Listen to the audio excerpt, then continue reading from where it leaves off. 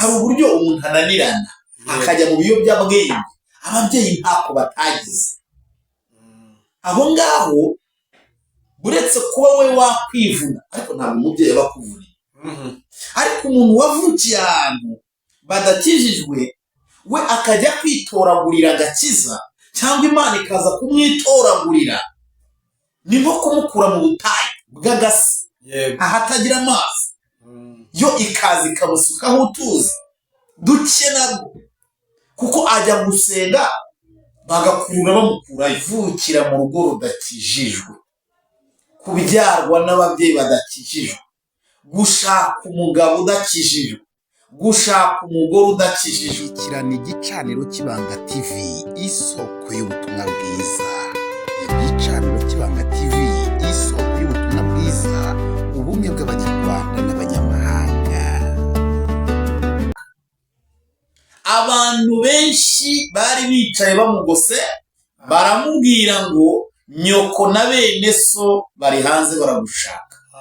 Yesu abwirwa aya magambo, nawe hari andi magambo yabasubije, arababwira ngo mbese mama na bene data ni bandi? Ndagira ngo uvuge mu ijwi ry'abantu badukurikiye, ese wowe nyoko na bene so ni bandi? Yego, mama na bene data nanjye ndasubiza nk'uko Yesu Kristo yasubije, nabumva ijambo ry'Imana bakarikurikiza. Yego, nabumva ijambo ry'Imana bakarikurikiza. Inshuti bakunzi bakurikirana igicaniro cy'Ibanga TV, abantu benshi bakunda kwibaza bakavuga ngo wenda urugero wari usanga ufite abavukanyi mudahuza mutuve ibintu kimwe, ku buryo banakubwira aturiya ni mukuru wawe ukumva wamwihakana. Ariko Yesu Kristo ntabwo yari ari mu bamwihakanye, ntiyabivuze ko bamwihakanye, ahubwo yashatse kugaragaza nyirizina. Aravuga ati abo mvindimwe nabo cyangwa se ababyeyi banjye nabumva amagambo y'Imana nk'uko ngira gute nyumva. Amen. Ngo abumva amagambo y'Imana bakayakurikiza, abo nibo bene mama, nibo bene data, kandi nibo babyeyi banjye. Ariko kandi umuntu utumva ijambo ry'Imana ntarikurikize ntabwo aba ari mwene se. Umuntu utumva ijambo ry'Imana ntarikurikize aba ari mwene data. Yego. Kuki bitandukana rero ngo uwumva amagambo y'Imana akayakurikiza uwo niwe mwene data? Yego, aho bitandukaniye nuko umuntu utumva ijambo ry'Imana hari byinshi bimwe na bimwe tuba tugiye tudahuriyeho, bitewe n'imyemerere umuntu agenda afite cyangwa se bitewe n'ibyo anyuramo. Ashobora kuba ari mwene mama, ngiye nkaba nkunda gusenga, akaba akunda gufata ibiyobyabwenge, ajya mu ngeso mbi.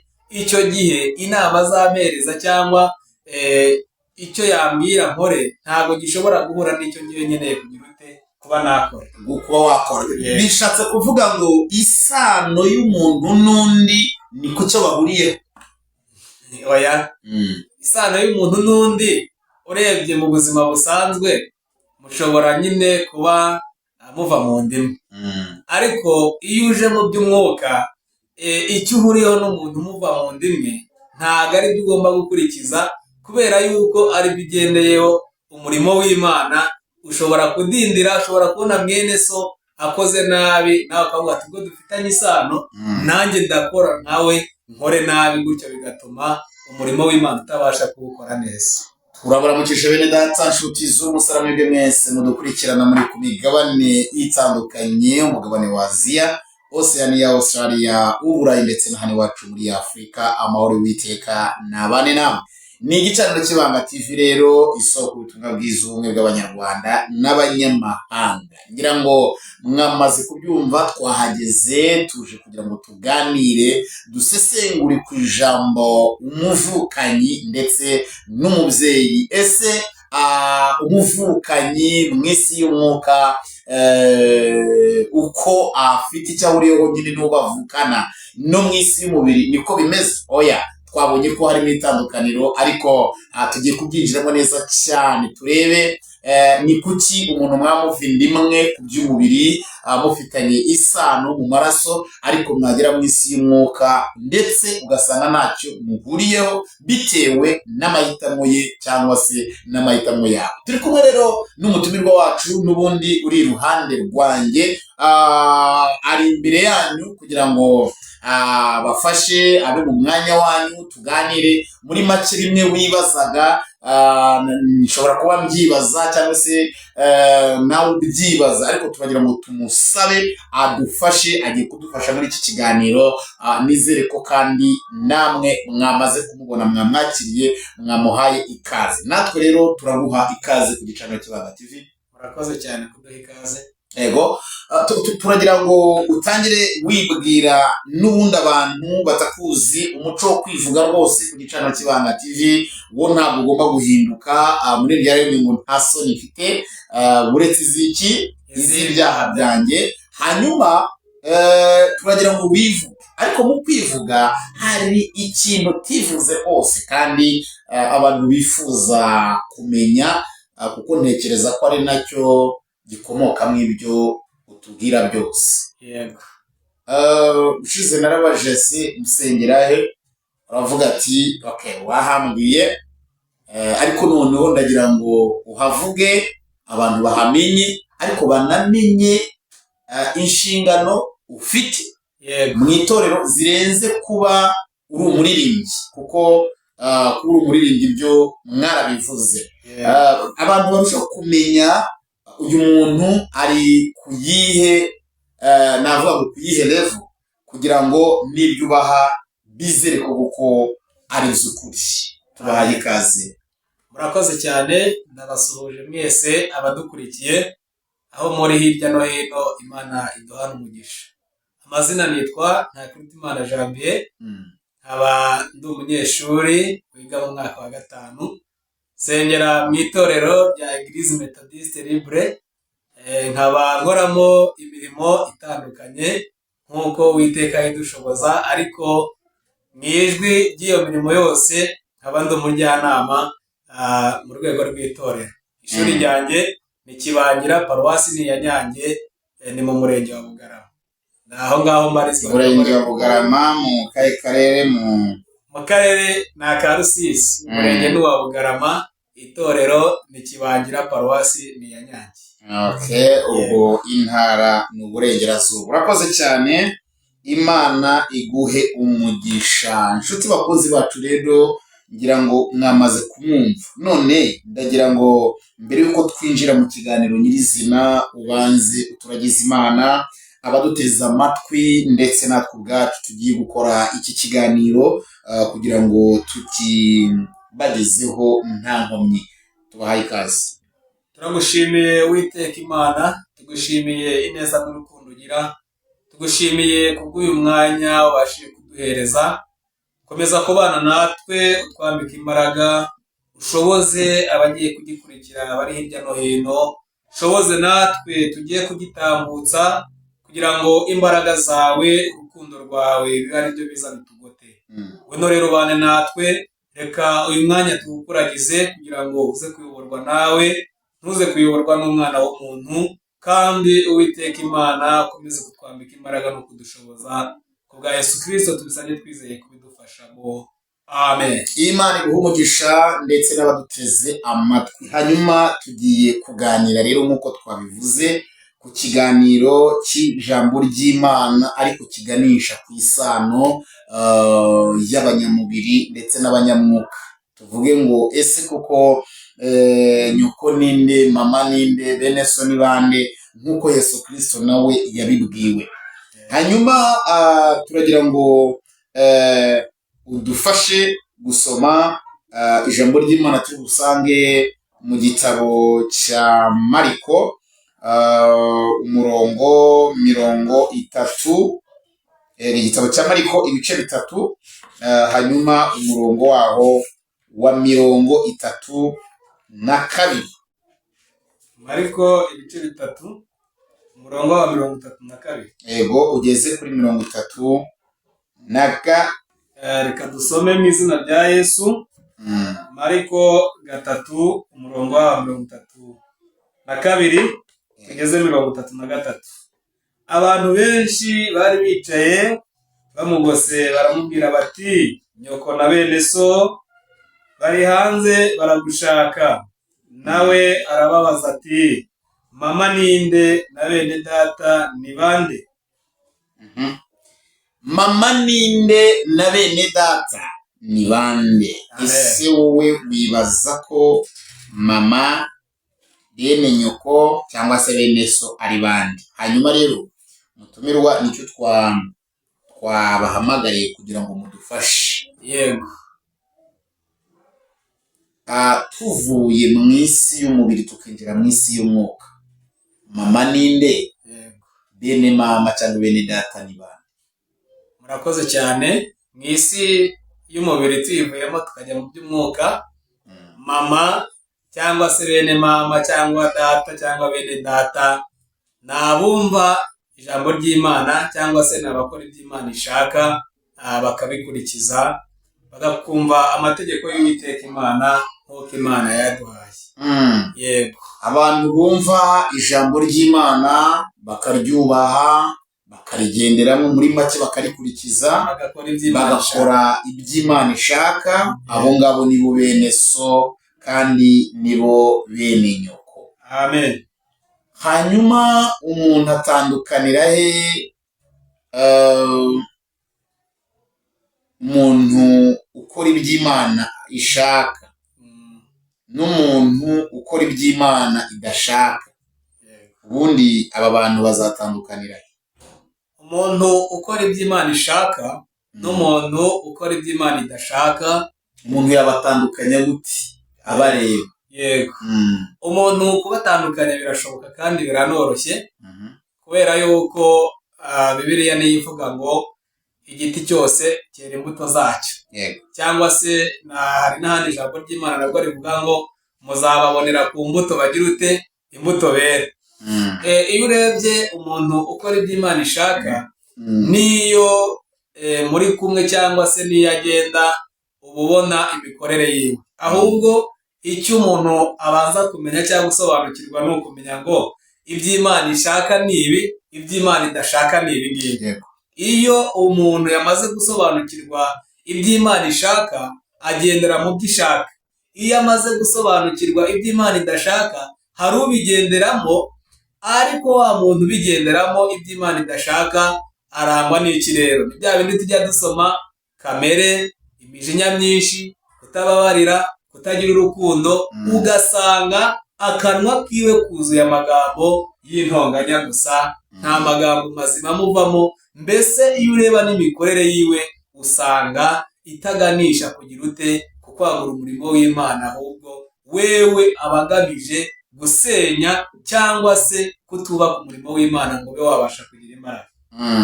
Murakoze cyane kudusobanurira. Hanyuma bishatse kuvuga ngo umuntu wese ukora iby'Imana ishaka wabasha kumutandukanya n'ibyo ukora iby'Imana idashaka unyuze mu kumurebera ku mbuto yera, uko yitwara muri sosiyete, uko yitwara ku bavandimwe mu by'umubiri. Aho ngaho ushobora kuhamenyera umuvandimwe, aho ushobora kuhamenyera umubyeyi.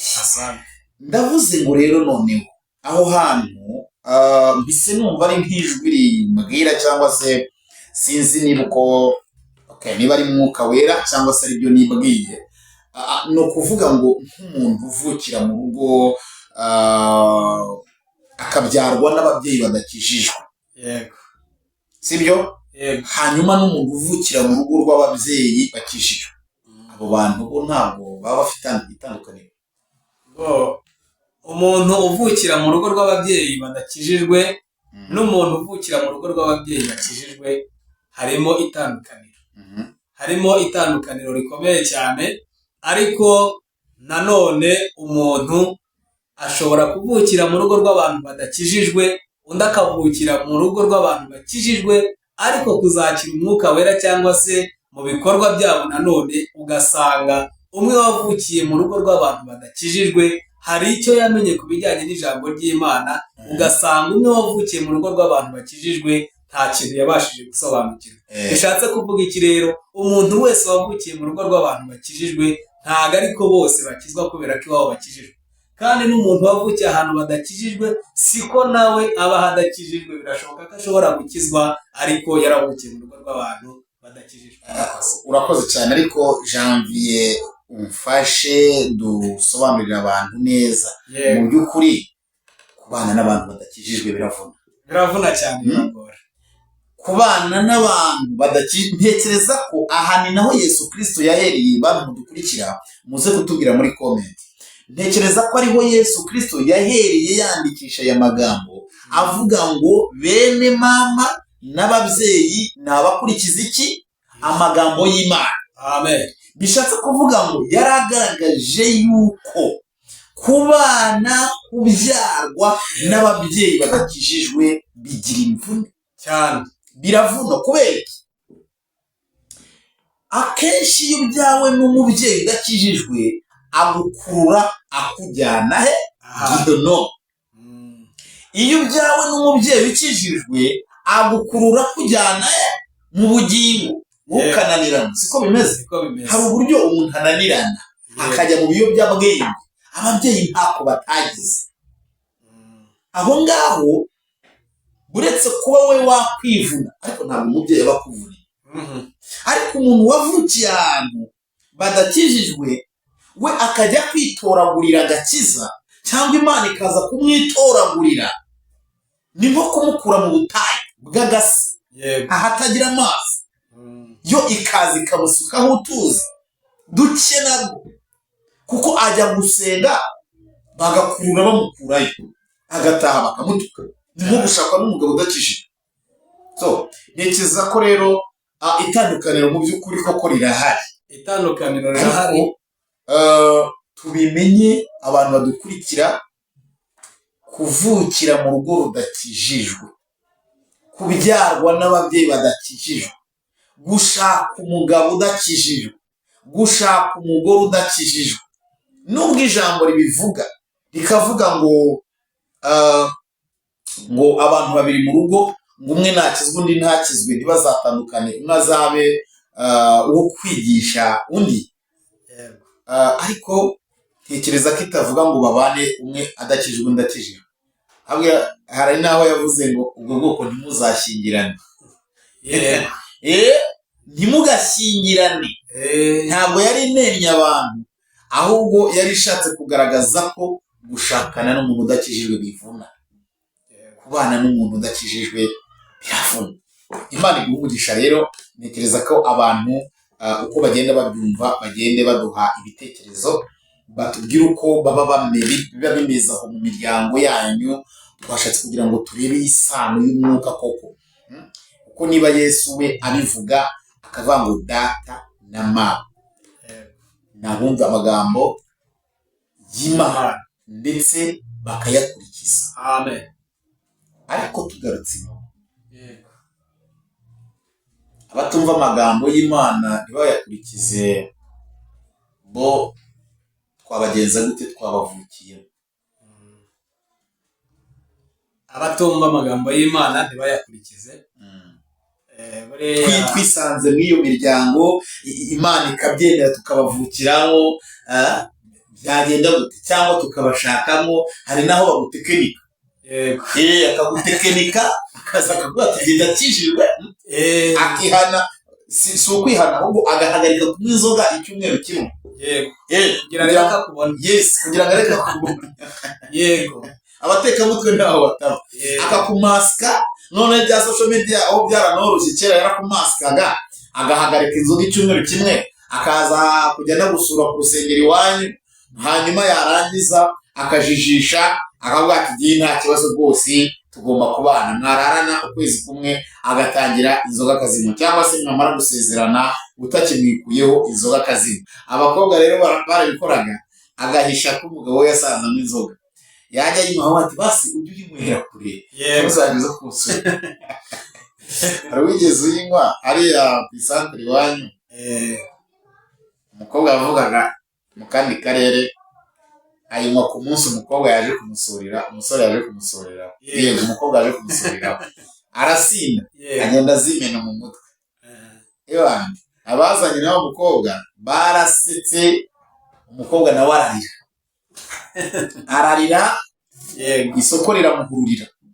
Icyo nshatse kuvuga ntabwo nshatse kuganiriza abantu ku nkuru, ahubwo nshatse kuvuga ko ese mu gihe twisanze mu muryango nk'uwo, abo bantu bo bizagenda gute? Ntabwo ari abo kumvirwa. yego urakoze cyane. Hari akantu ukomojeho nanjye leta untera kuvuga akandi kantu. Urebye ingo nyinshi muri iki gihe nyirizina, yego z'abasore n'abakobwa bari gushyingiranwa, ni ibijyanye n'iki kiganiro cyangwa se aka kantu wari uvuzeho. Hari uburyo umusore akunda umukobwa, akamukunda, umukobwa ari umuririmbyi, aba muri korari, ariko umusore akabamo inzoga. Akavuga ati ese uriya mukobwa nzamubona ute? Nanjye nintava ku nzoga ngabone ko nayiretse. Rimwe na rimwe akamusaba urukundo, umukobwa akamubwira ati ntabwo byakunda ukinywa inzoga. Icyo gihe umusore akavuga ati kugira nzamushobore, reka mbe nyivuyeho byo kwijijisha, nimara kubona abaye iwanjye nibwo nzasubira kuri ya nzoga. Kugira ngo bibaho rimwe na rimwe abapasitoro bakabashyingira, bamara kubashyingira umusore nyuma y'icyumweru akiri umugeni agatangira kunywa inzoga. Ugasanga ariko aho ngaho gaciye tubanze tuhitseho. Yego umukobwa araje ati ntabwo byakunda ukinywa inzoga. Yego bivuze ngo igihe waba wayiretse byakunda. Ariko ndumva ikosa si ry'umusore, yamubwiye ko agomba kubanza kureka inzoga, ntabwo yamubwiye ko agomba kwihana. Kureka inzoga no kwihana, ubundi kwihana bituruka kuba umuntu wamuganirije, ugatindana nawe, ukamwereka inzira ahagazemo, ko iyo nzira ahagazemo n'iyo urimo bifite itandukaniro, ukamwereka inyungu iri mu nzira wahisemo kunyuramo, ukamwereka n'igihombo kiri mu nzira yahisemo kunyuramo, sibyo? Yamara kubona ingaruka ziri mu nzira ye, yabona inyungu iri mu nzira yawe, noneho agafata icyemezo nawe akihana. Ntekereza ko aho ngaho ariho haturuka urugo rwiza. Ariko niba umubwiye ngo ntibyakunda ukinywa inzoga, ntibadushyingira, urumva niba aho bantu bujijishije. Yego niko bimeze. Niyo mpamvu babyumvise, muduhereze ibitekerezo. Niyo mpamvu usanga nyine iyo umuntu ahuye n'uwo muntu, wewe ntashake kumwigisha kugira ngo yihane, ahubwo akamwereka, amubwira ari nko kuba aretse gake. Urumva ni nka poromosiyo y'amazi, no ugiye muri konji rimwe abanyeshuri bahambaye umunsi umwe bagahagarika amasomo. Ubwo rero icyo nshaka kuvuga mwene data, kugira ngo usubize ikibazo mbajije, nari nshatse kuvuga ko mu gihe twisanze ubuzima bwacu cyangwa se twavukiye ahantu hari abantu badakijijwe, cyangwa se mu gihe wa musore we washatse umugore udakijijwe, wa mugore igihe ushatse umugabo adakijijwe, ukwiye gufata umwanya wowe wamaze gusobanukirwa, ugasenga, ukigisha wa muntu, ntumubwire ngo reka, ukamwigisha inzira y'umusaraba, ukamwigisha gukizwa, ntumubwire ngo reka gutyo gusa, ahubwo ukamwigisha intambwe wateye, nawe akabasha kuyitera.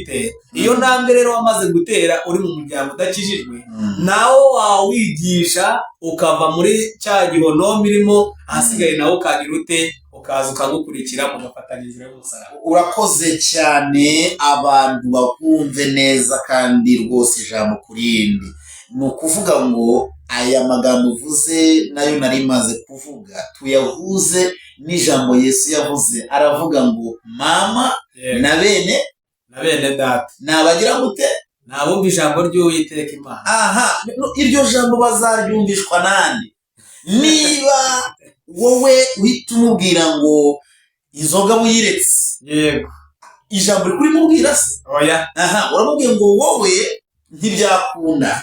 Urumva ngo uri gukuraho icyatuma pasiteri akabashyingira, nicyo cyonyine gusa. Ntabwo uri gushaka ko umuntu akizwa, ahubwo wowe uri kuvuga ngo kugira ngo dushyingirwe nuko babona utanywa inzoga, nuko babona waje mu rusengero rwacu, sibyo? Ntabwo uri kuvuga rya jambo. Bene mama nabumva ijambo ry'Imana bakarikurikiza, kandi twese ntabwo ari ko Imana izadusanga mu butayu ngo idusukeho amazi. Hari aho bizasaba ko yohereza umuntu, akaba aroza kugusukaho iki? amazi, Asante. sibyo? Yego. Impamvu mvuze ako kantu, ushobora kuvukira mu muryango udakijijwe. Niyo mpamvu navuze ngo ese abantu twisanze muri iyo miryango, Yego. iyo miryango izumvirwa, tuzayireka, bizagenda gute?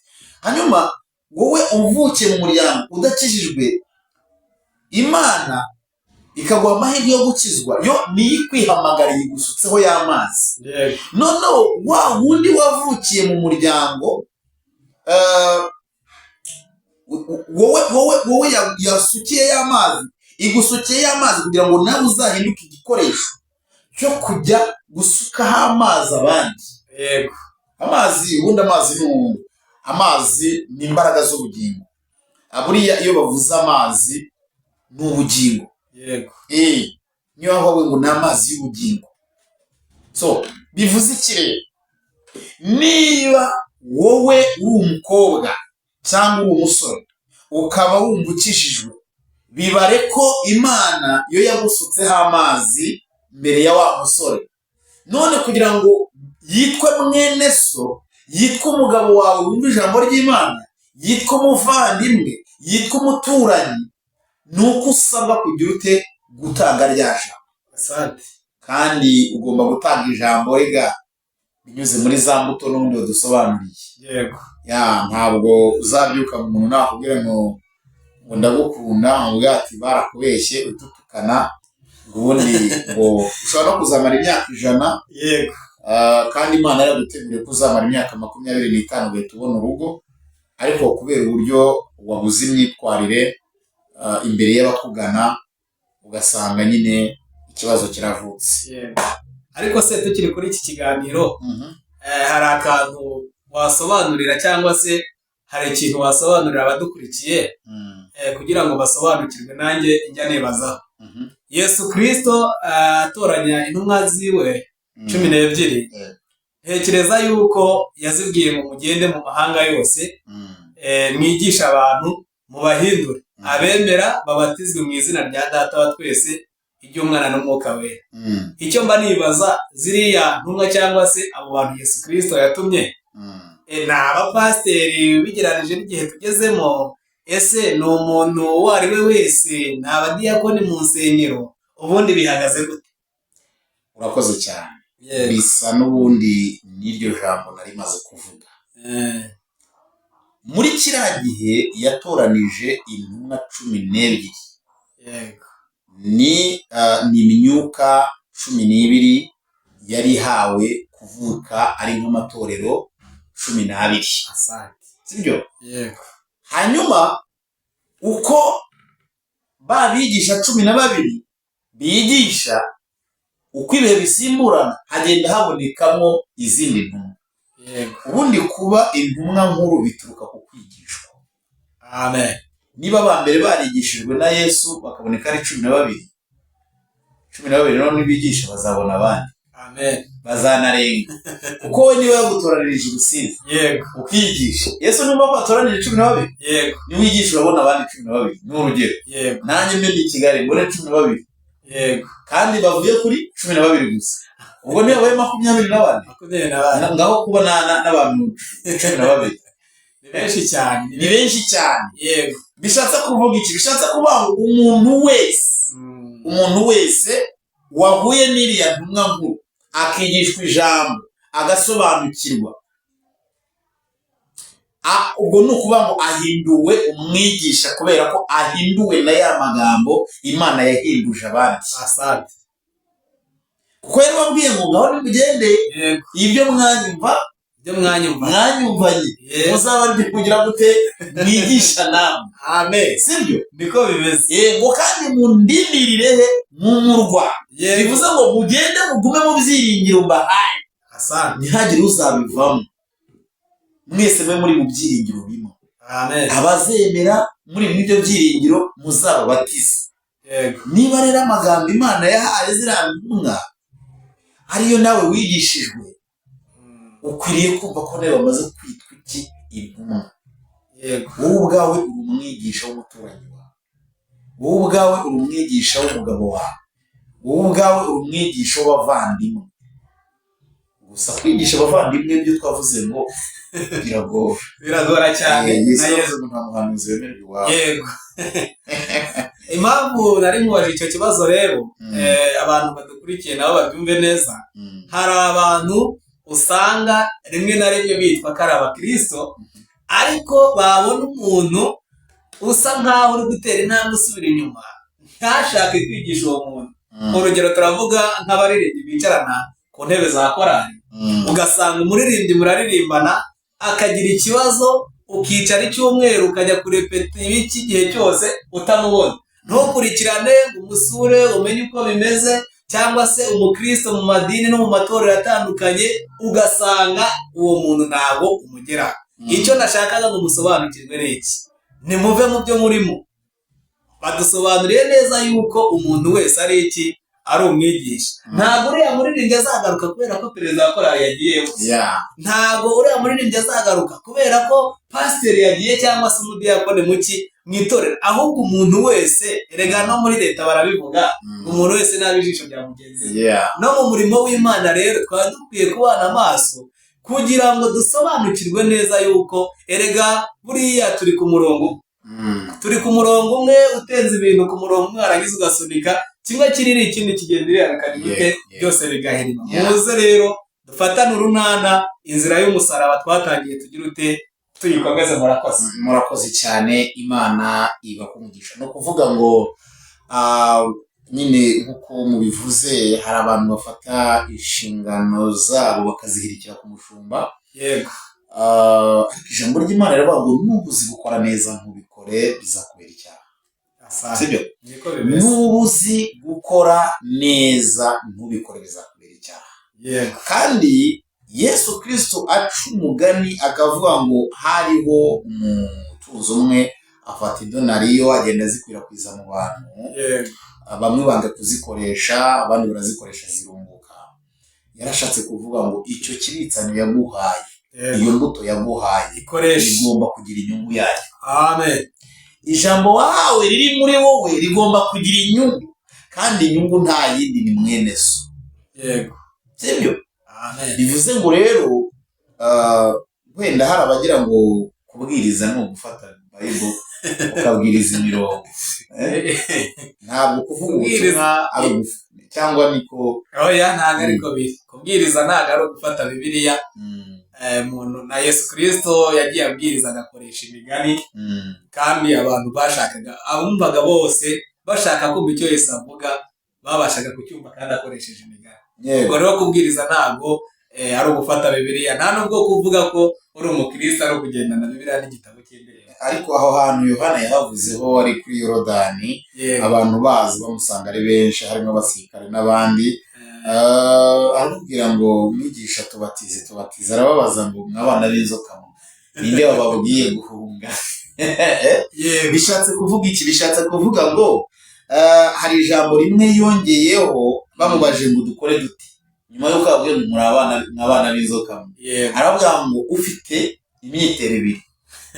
Ubwo natangiye kubwiriza, ufite imyitero ibiri mugenzi we utawufite amuhumwe. Yego. Ufite ibyo kurya agaburire utabifite. Yego. So ntekereza ko rero kubwiriza ntabwo ari uko dufata Bibiliya ngo tubwirize ubutumwa bwiza bwa Yesu Kristo, tubwirize muri Luka, tubwirize muri Yohana, tubwirize mu Byahishuwe. Ibyo ngibyo abantu barabibwirijwe kuva mu itangiriro ry'isi kugeza uyu munsi, kandi baranga bakomeza kwitwa abapagani bo mu rusengero. Dukomeza kugaragara nyine nk'uko Yohana yabivuga. Mu by'ukuri kubwiriza nyako ni ukumva amagambo y'Imana wowe wamenye ukayakurikiza. Nuyakurikiza abakureba bazajya bagenda bayatora mu nzira aho wayataye. Yego. Yego, niko bimeze. Buriya ahantu ivu rinyuze riri mu mufuka cyangwa ifu rigenda rihasigara, ntabwo hayobeka. Rigenda rihasigara. Umukiranutsi nawe wamaze kumira ijambo ry'Imana, yego, si ngombwa ko afata Bibiliya. Ahanyuze, niba anyuze muri kampani runaka hakora, biratonyanga. Rya jambo riratonyanga. Iyo ageze ku mugezi ari kuvoma riratonyanga. ntabwo arwana, ntagira amatiku, abumva ijambo ry'Imana bakarikurikiza. Ni ukuvuga ngo icyo gihe rero wowe wagiye nk'intumwa nkuru, ahubwo uri kugenda ukwirakwiza iby'Imana, abantu uriya ni muntu ki, nabo bagashaka kugira ishyaka nk'iryo ufite, bakabase ni gute, bazatangira babaza gusenya. urumva ko ari rya jambo rivuga ngo tuzabonera ku mbuto kumutobera. Ntabwo rero gukizwa ni ukuri, ntabwo gukizwa bisaba imirongo muri Bibiliya. Hari n'abantu rwose babikabiriza, yabona uri kubwira abantu ntufate Bibiliya ngo wadusomeye hehe, ibyo bintu rwose wadusomeye hehe ni byiza, ariko se ko wahasomye ko uhazi cyane, aho unyura iryo wasomye riratonyanga, iryo jambo mu bavandimwe riratonyanga, mu baturanyi riratonyanga. Yesu Kristo avuze ariya magambo ngo nabaryumva bakarikurikiza. Baranashatse kukubaza ngo ese ntibazumvirwa, bari kugira ngo nanone tumenye abantu tuzabareka, ariko Yesu yahise yemera arasohoka. Ntabwo yarekeyeho, yarasohotse, ariko asiga ariko coye batereka ngende numva icyo bambwira. Ariko nanone ntabwo aya magambo mukure kuyakangisha, ati ntabwo mukure kuyakangisha mubwira ngo muri abavandimwe n'ababyeyi, kuko mwene mama na data cyangwa na mama nabumva amagambo y'iki y'Imana, ndetse bakayakurikiza.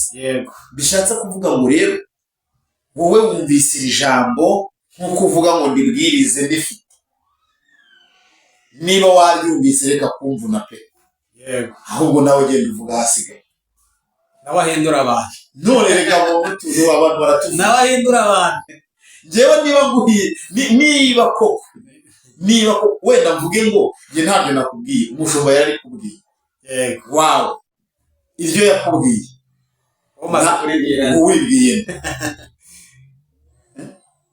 uribwiye ese muzabamenyera mu mbuto. Abashumba Yesu niba bavuga muzamenyera mu mbuto, kugira ngo yaravuze ngo abashumba bazajya baza kubagenzura mu ngo iwanyu.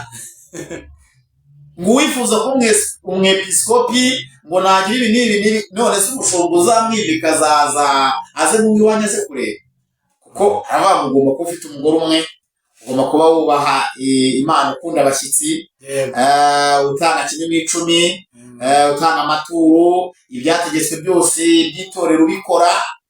Urumva, ntabwo rero aho hantu bashumba bazaba bahari. Niyo mpamvu gukizwa ntabwo ari imirongo ya Bibiliya, ariko umuntu wamenye iri jambo akarisobanukirwa, hanyuma agatunga Mwuka Wera, n'ibyo atamenye byo muri iyi Bibiliya azabimenyeshwa na Mwuka Wera. Ndumva rero ikiganiro twari dufite kuri iri jambo, insanganyamatsiko yaryo yavugaga ngo mbese mama na so na mwene nyoko kuri wowe ni bande? Ese wowe abantu barakubona, abo muva inda imwe barakubona ko muva inda imwe koko, mu by'umwuka n'iby'umubiri, ko uvuga ko wamenye Imana, ijambo ry'Imana uraryumva ukarikurikiza? Hanyuma turagira ngo dusoreze nk'umuntu uhagarariye, uburyo watubwiye ngo uhagarariye iki? Ndi umujyanama. Uri umujyanama.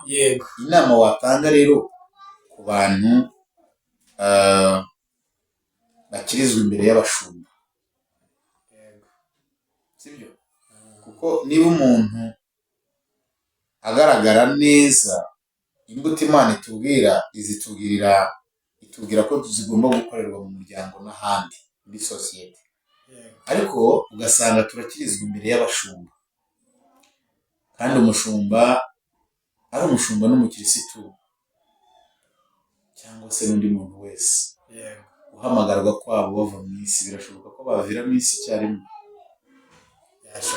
kugira ngo umushumba abe umwambasaderi, wenda tuvuge mu mushumba wawe umwambasaderi w'umukirisitu we, avuga ati rero Mana abantu bahane n'abanjye, ibyo nabyo byakwitwa ko umushumba afite ijuru rye.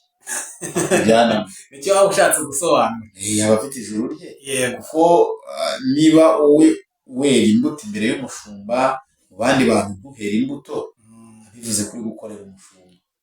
Ariko turagira ngo utange inama ku bantu bameze batyo, nurangiza turavuga ku kindi kintu kimwe ubundi dusoze.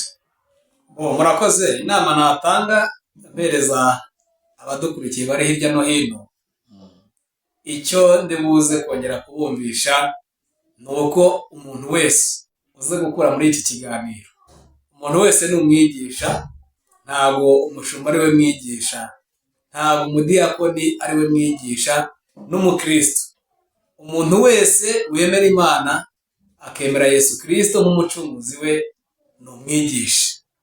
Inama rero natanga ni uko tudakwiye gukora ibyiza dufite ahantu duhagaze, kubera yuko no muri Matayo ngira ngo hari ahabivuga, havuga ngo ntimugakorere ibyiza byanyu imbere y'abantu kugira ngo babarebe cyangwa se ngo babashime, ngo ndababwira ukuri yuko abo bantu ingororano zabo bagize ute, bamaze kuzibona.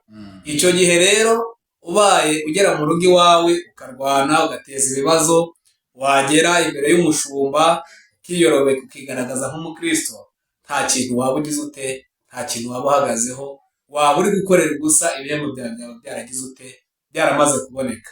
Inama rero ndi gutanga ni uko aho uri hose imbuto zawe zikugaragaraho, imirimo yawe ikakugaragaraho. Waba ushaka gutera intambwe usubira inyuma ukagaruka, haba hari umuntu uzi uri gutera intambwe asubira inyuma, aho kugira ngo umureke ukamugira inama, kubera yuko wumvise ko nawe uri iki, uri umwigisha. Ndumva rero inama natanga ari uko umuntu wese akwiye kwisobanukirwa, akumva yuko mwaziriya ntumwa 12 nawe arimo akigisha ubutumwa, abari inyuma akabazana, abatarabatizwa bakabatizwa, kugira ngo twese dukomeze gufatikanya inzira y'umusaraba. Ariko aravuga ubutumwa gute Janvier? Ahantu ndumva hari ukuntu ntekereje. Yego.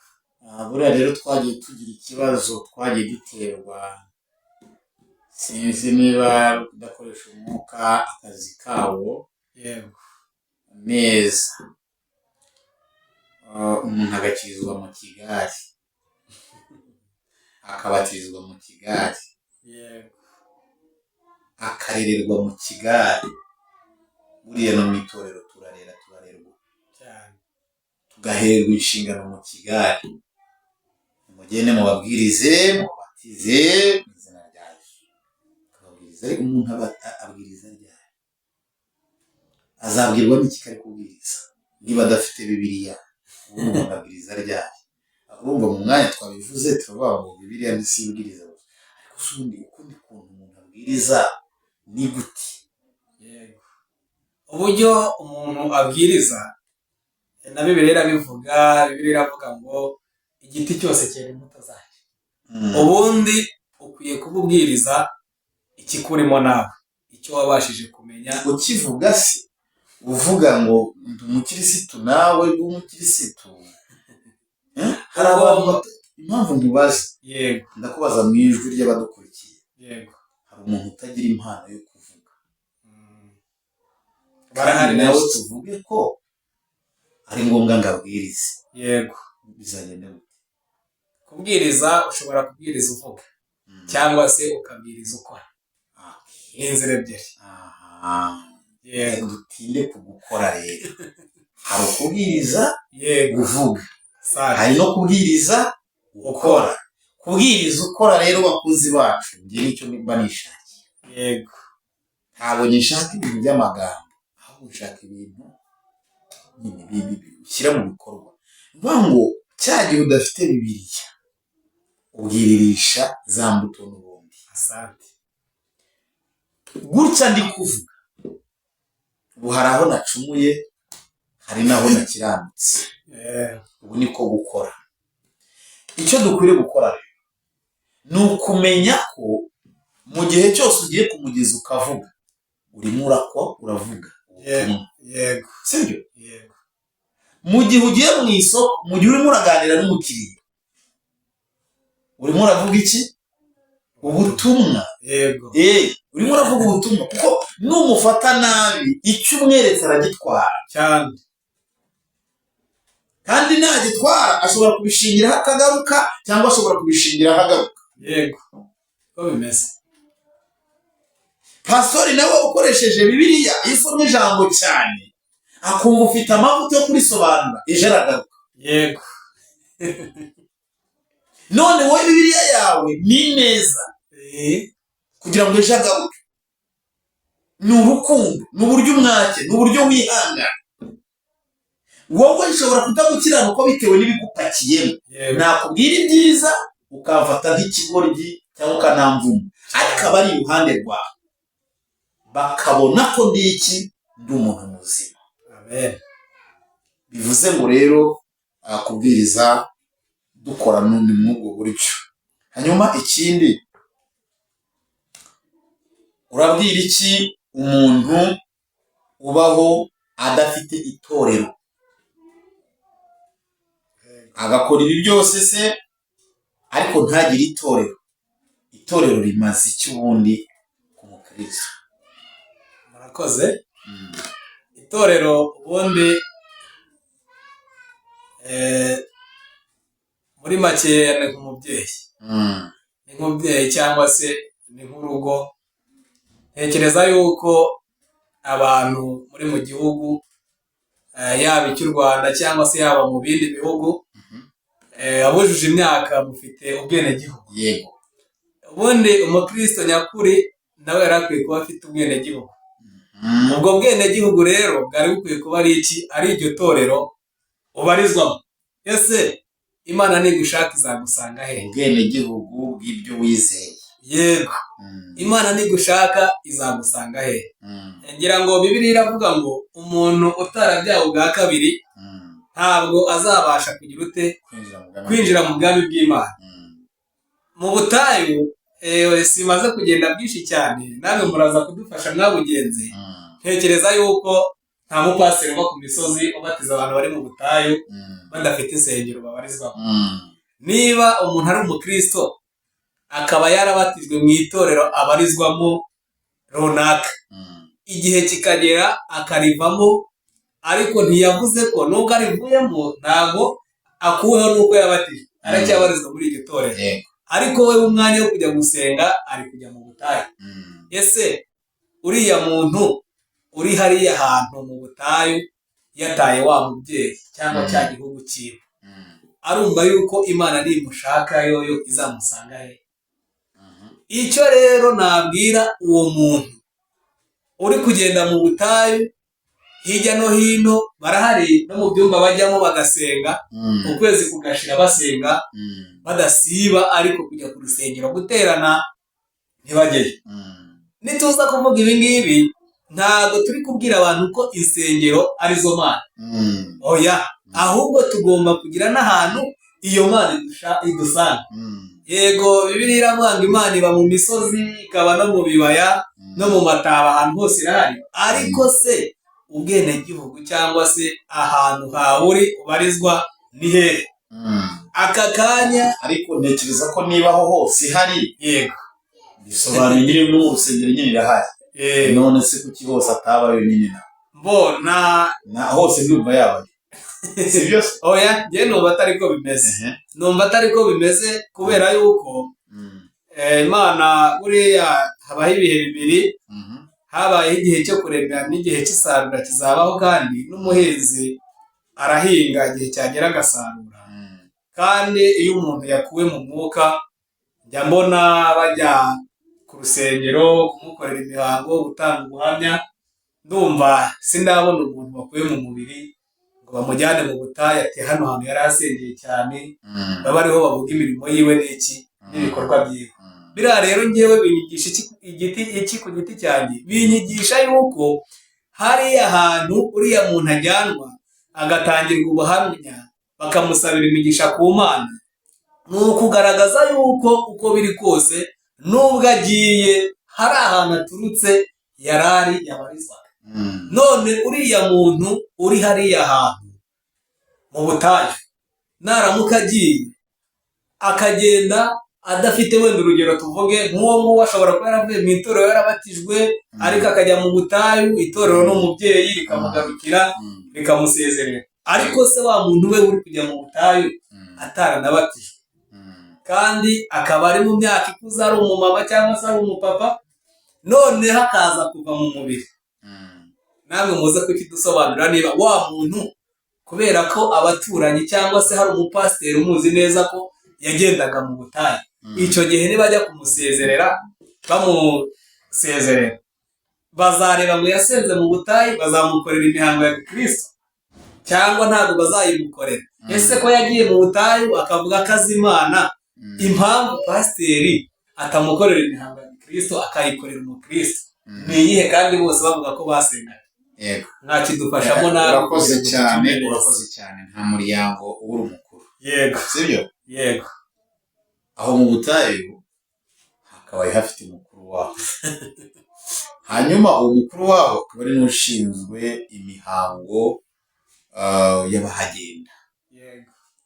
Niba nta mukuru waho rero uhari, akaba ari ku rusengero, igisobanuro ni icy'uko ukwiriye kuba mu muryango ufite umukuru. Amen. Sibyo? Yego. Umuryango udafite umukuru akenshi ubyirura ibyigenge. Umuryango ntugira amategeko. Asante. Umuryango nta mujyanama. Umuntu akora icyo ashaka.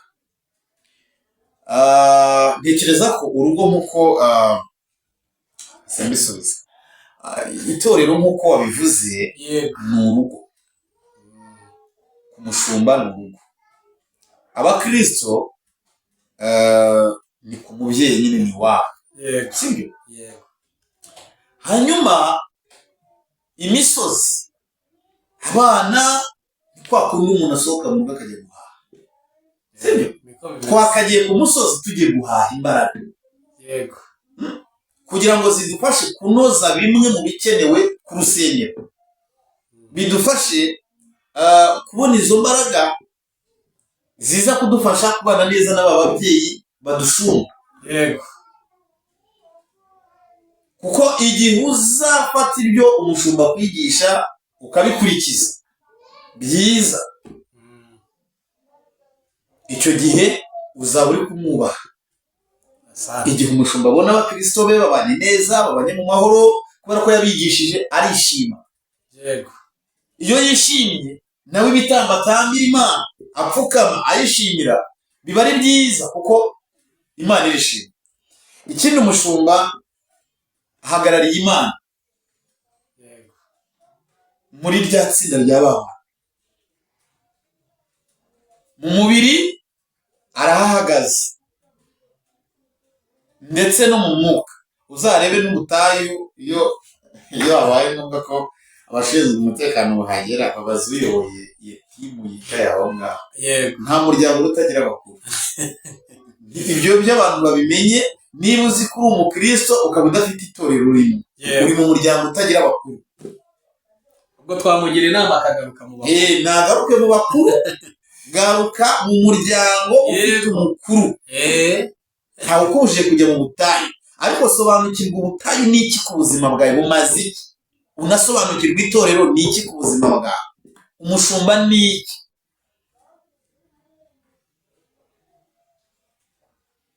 Hari umuririmbyi ngo ujye ubwira abandi bose ibyo yagukoreye. Iyo duhuriye ku mubyeyi ari we mushumba, kwari kugira ngo duhabwe impuguro, nitumara guhabwa impuguro duhamye imirimo n'ibitangaza Imana yadukoreye, n'ibinashoboka duhuze amashimwe yacu, tunezerwe. Niko gusangirira ku meza amwe. Amen. Hanyuma ibitari ibyo rero byo ntabwo tuba turi mu murongo mwiza.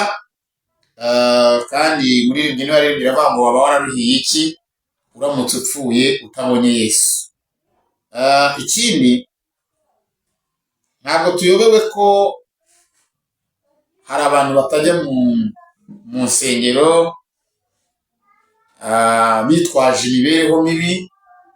Bibaho rwose, umuntu akaba ari mu butayu akabura uburyo bwo kuba yagera ku rusengero, ariko bamusizaheranwa n'agahinda, akaguma kwisunga Yesu. Yesu aba akubona ko nta kosa ufite, ariko nanone niba wabonye n'umuntu ukugabira n'ako gatenge, ukwiye gutera intambwe. Amen. Ikindi, hari abantu baba baragiye bakomerekera mu madini yabo, ariko niba warakomeretse ntabwo wakomerekeye mu madini yose. Yego uruhande rumwe idini si ijuru, harimo abana b'Imana, harimo n'umwuka wa Satani ushobora kubagenderera uje kubagerageza, kandi ubwo nawe wakugerageje wagutsinze. Ubwo usohotse ukagenda watsinze, ntabwo ari ugukisa, wagutsinze. Ubundi ni we washakanye, uriya mwuka waje. Ubundi ijambo navuga ngo Satani nta kindi cyamuzanye ni ukwica, kurimbura. Yazanywe no kwica no kurimbura no gutandukanya. None niba aje kugutandukanya n'abandi bana b'Imana, ahubwo wowe watsinzwe, wisigariye mu nzu y'Imana utatsinzwe. Umwuka warwaniye hagati muri mwe, wowe ugira ubwoba, uribuka. Ntabwo wari guhagarara mu muhangane, ariko nanone wari kujya gushaka za mbaraga ahubwo. Ukavuga ngo biriya ni ibiki? Abantu rero muhita mwirukanka, uzumva Satani ari n'ahahita ahera atangira kuvuga ngo ririya dini ni ribi, ukagenda mu yandi madini ugahita usebanya, ukagira gute. Ni ukuri uba ufitanye ikibazo n'Imana, kubera yuko igihe cyose umwanzi yaje kukurwanya akagutsinda, yarangiza kugeza no hanze akagukoresha kugira ngo usebye ubwoko bw'Imana. Igiti cyose kirimo amatunda giterwa amabuye, wakabaye ubimenya. Kandi nubwo usohotse n'ubundi n'ahandi ugiye uzagira abanzi. Niyo mpamvu rero wakabaye usenga Imana ikaguha imbaraga. Hanyuma wabona bitagushobokeye ko ukagenda, ariko ntugende usakuza, ukareba n'ahandi uteranira, ariko ntusakuze. Uko ugenda usakuza usebanya bizaguteza ikibazo, biguteranye n'Imana.